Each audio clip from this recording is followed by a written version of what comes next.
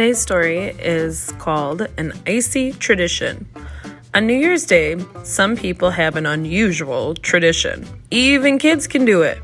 Last year, Scholastic News writer Blair Rainsford tried it too.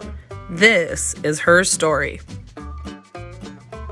My Polar Bear Plunge by Blair Rainsford. As you read, think about if you would like to try this tradition.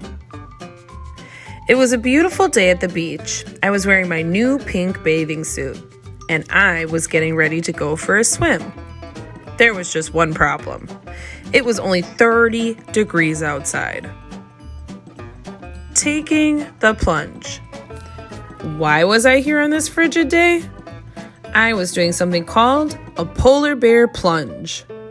A plunge is a type of jump.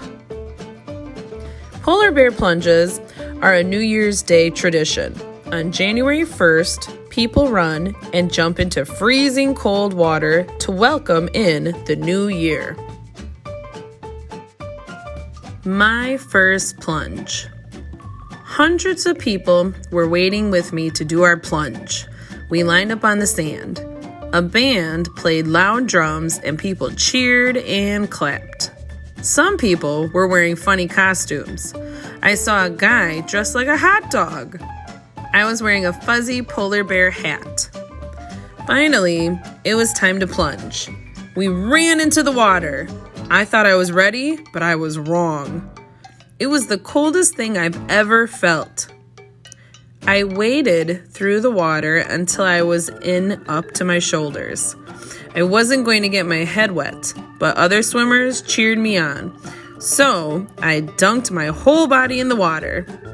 My polar bear hat soaked up a ton of water. It got really heavy and cold. Then I ran back onto the beach. A reporter with a video camera asked me what my polar bear plunge was like. I can't remember what I said. My brain was too cold. My husband gave me a big, thick bathrobe and I wrapped myself up in it. We watched a few more people take their turns polar bear plunging, and then we left. I needed some hot chocolate. Will I plunge again? My first polar bear plunge was really fun. I felt like the freezing cold water washed the old year off of me. I was ready for the new year to start. Would I do it again? Maybe. Here's a picture of me. I got this paper to prove that I did it.